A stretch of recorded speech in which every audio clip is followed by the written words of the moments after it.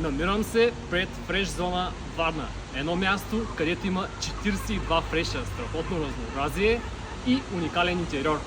Имат два аквариума с обща дължина 3,60. Нашата задача е да ги разкрасим. Ето ги аквариумите. Една цяла стена. Часът е 1 часа. Ето е, Мария, помагай на камерата. Напредваме успешно. Сега ще ви покажа до къде докарахме. Хардскейпът е готов. Сега остава да добавим растенията. Ден втори на мисия Фреш зона. Вчера до късно направихме един аквариум, може да го видите вляво.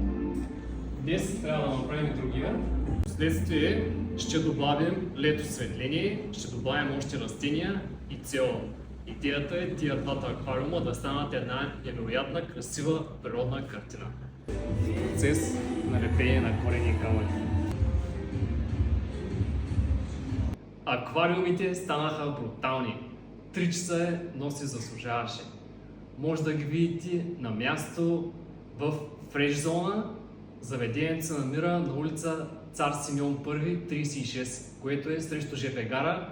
Минавате през подлеза и в ляво ще видите Фреш зона.